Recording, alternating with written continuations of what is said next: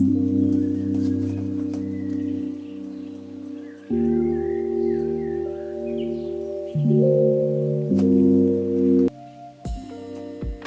you heard about Chichi Agorum's book, The Enneagram for Black Liberation? If you haven't, you should definitely check it out.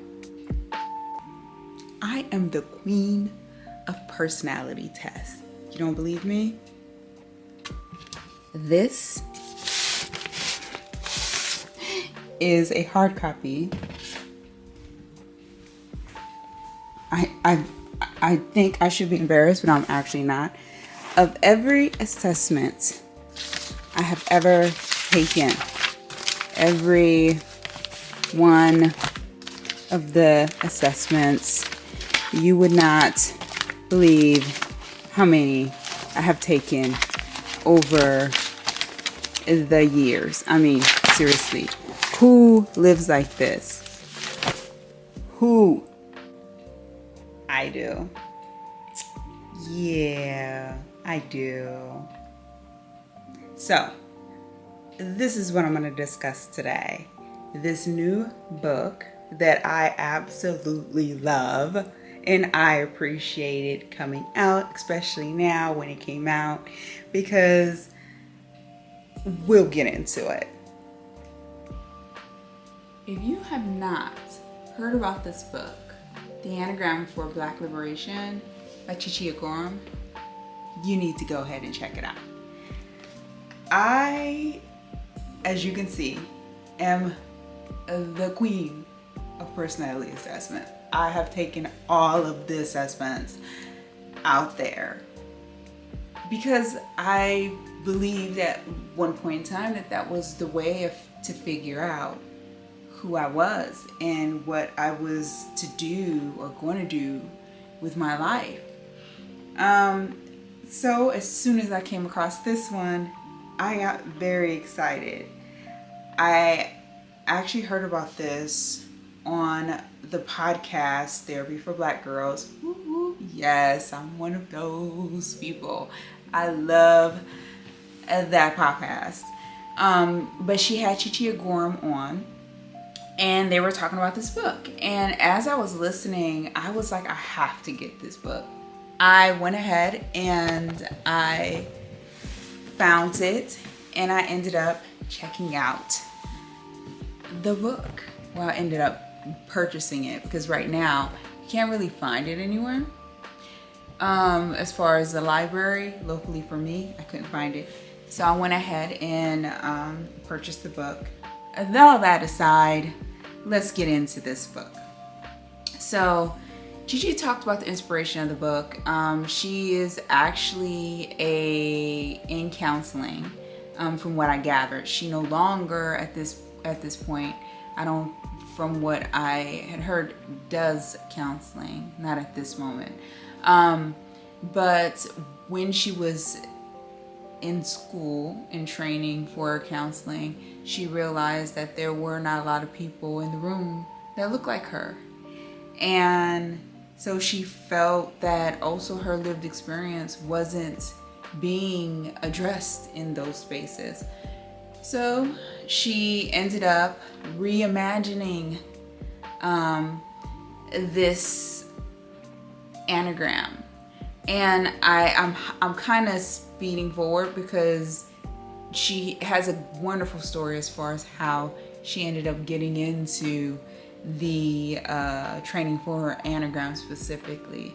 And it is definitely worth seeing or hearing if you look it up and you find any videos or talks with her that she's guest appearancing on. You should definitely hear her story. It is so worth it. But if you get the book, you'll also be privy to her story. So in the book, she discusses armor.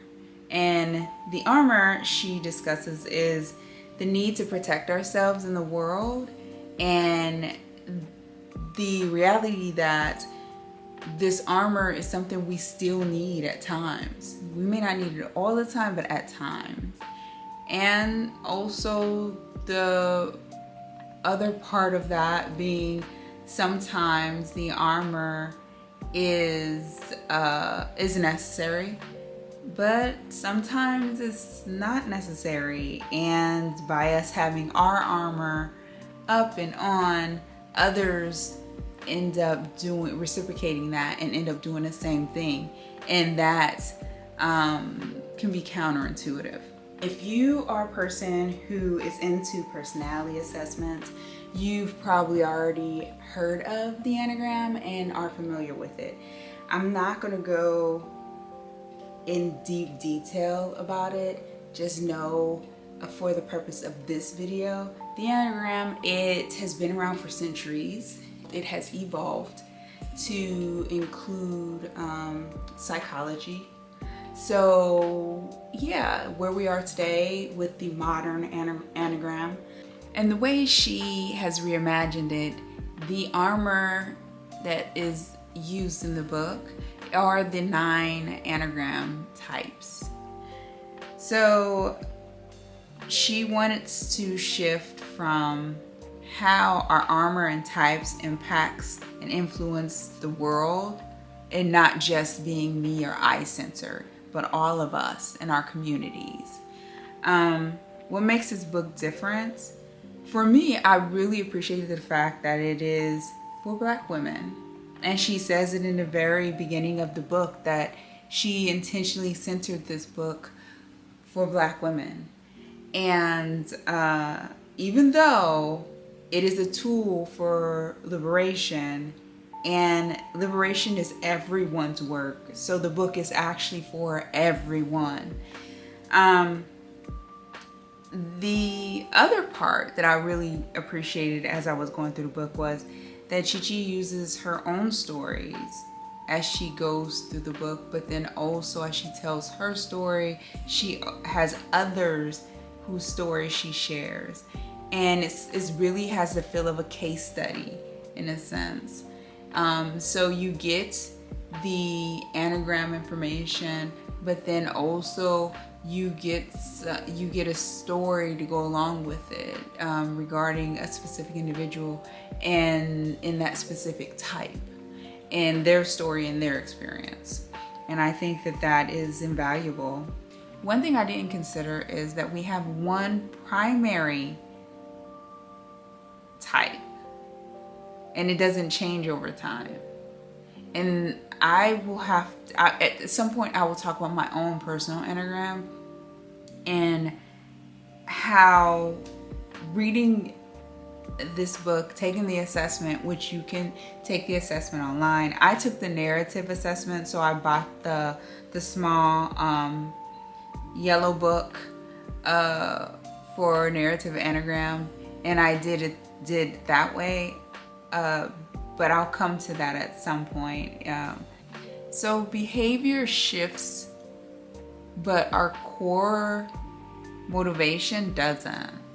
So the Enneagram that we are primarily, which is just the one, doesn't change.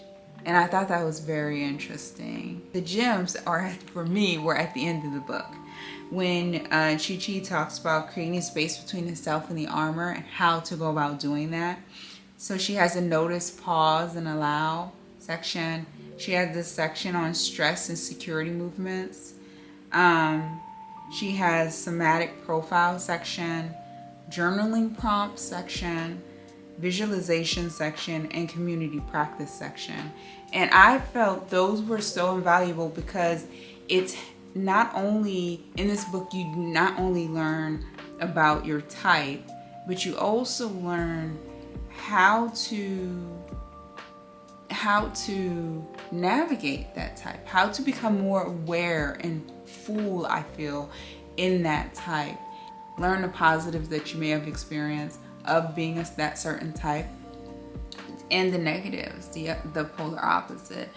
But then you get to learn about yourself in a way that you can use these things as tools to better prepare you. For instance, if you are in a stressful situation, in this book there are suggestions and recommendations, but there are things that are elaborated upon that makes you better equipped and aware, so you could see the red flag. If you see these red flags, then you can say, oh, you know what, I need to just take a step back and really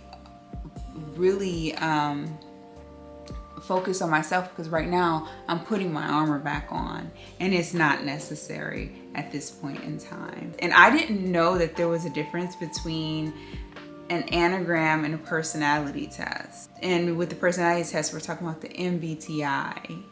I thought that they were in the same category, but this is not the case. The Enneagram focuses on core motivation, whereas a personality test, such as the MBTI, focuses on behavior. So how do you find your Enneagram type? Well, according to Chichi, her recommendation first and foremost is to find a practitioner. But then there are online assessments. I personally, like I said, I went out and I got the little yellow book, and I'll put it in the title and the description, because I like the idea of taking the narrative Enneagram in comparison to taking the one online.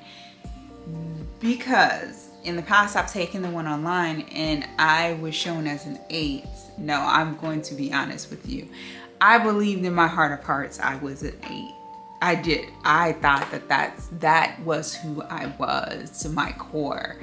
But in reading the book, I realized, in listening to Chichi, I realized that the different types, you can also adapt some of the different types because you've had to over time. And that's something that I didn't consider. But as a Black woman, yes, I could easily see the different experiences I've had, that I've gone through, having me put on that armor, parts of that armor of an 8 or a 9. But my core Enneagram, my primary Enneagram, is actually a 5. And that was very shocking to me because I was like, that doesn't sound like me. But the more I read about it and considered it, just paying more attention to not what I had to use the armor for in the past, or the ways I had to kind of protect myself in the past, but as I honed into more so my core self, who I really was, I quickly realized that 5 really does match me very well. I will say I admittedly really did struggle though at first, because I just was like, there's no way that can be true. But with time and processing it and sitting with it, I had to step back from what I knew of myself, because what I knew of myself was basically surviving in society and trying to make it. And with that, I had to use these different approaches and types of armor in order to protect myself. This is the structure of the book. In chapter 1, you have Why This Matters. And it talks about Black women deserving to be free, a collective approach and wholeness to work, and note on language, which is very important. That section, this whole Why It Matters, that whole section should be read and studied, because the language that she uses, the terms that she uses, she's very intentional about why she uses those terms in those ways. And so just pay attention to that section. Chapter 2 is the Enneagram as armor, and it's broken down into type structure as armor, the essential self, the power of space, bodies and trauma, what the Enneagram is not. And I will say that last section, what the Enneagram is not, is very key, because it is so easy to read this and for some, like myself, and be like, okay, this is who I am now. But that's not the goal and the purpose. I feel that this is an invitation to learn about ourselves, but at the same time, it's a self-awareness. Like for me, I'm more aware of who I am because of this, but this is not just who I am. So it's not intended to put others in a box or you yourself in the box, if that makes sense. So chapter 3 is the power and vulnerability. What is power? What is vulnerability and power? The work of healing. So that's the first part. The second part is the breakdown of the Enneagrams. So the Enneagrams are broken down by the body center, which is 9, Enneagram 9, 8, and 1. The heart center, which is Enneagram 3, 2, and 4. And the head center, which is Enneagram 6, 5, and 7. Each section, each Enneagram section has a chart, the holy idea, idealization, avoidance, and defense mechanisms. Those are sections within each of the 9 Enneagrams. A summary of the Enneagram types. Type 1 is the perfectionist. They have to be good and do right things in the world where you are punished for being bad, making mistakes. A lot of their energy is around living up to their own standard. Type 2 is the givers. The only way I am valuable and loved is if I show up and help others. A lot of their energy is anticipating others' needs and helping. Type 3 is the performers, which a lot of the US is considered a 3 culture. But type 3, the performers, focus is to be valuable and lovable. You have to be seen as successful. And a lot of their energy, it goes into pursuing things they can succeed at. Type 4, the romantic, to be valuable, you have to offer something unique. A lot of their energy goes to creating and thinking of new and interesting ways to be seen as valuable. Type 5, the observer. They have to protect themselves from being depleted by gathering knowledge, to be self-sufficient, and to be valuable, gathering knowledge, so not to be relying on others is where they put a lot of their energy. Type 6, loyal skeptics. They protect themselves by finding something or someone or a belief system to be loyal to, and find something outside of self to be loyal to, but they're also skeptical, hence the name loyal skeptics. And type 7, the enthusiasts, they protect themselves by planning and spend a lot of time in the future imagining to avoid what is painful or difficult, and they're very optimistic. Type 8, the protectors, believe the world is a place where you're in power or you're powerless. And a lot of their energy is in being strong and not just physically, right? And type 9, the mediator. To have worth and belonging, they have to be adaptable. And they avoid conflict, so they are seen as worthy. So that's a summary of the 9 Enneagrams, but then also the structure and the outline of the book. The Enneagram for Black liberation is good. It's beyond good. I can't even say just it's good.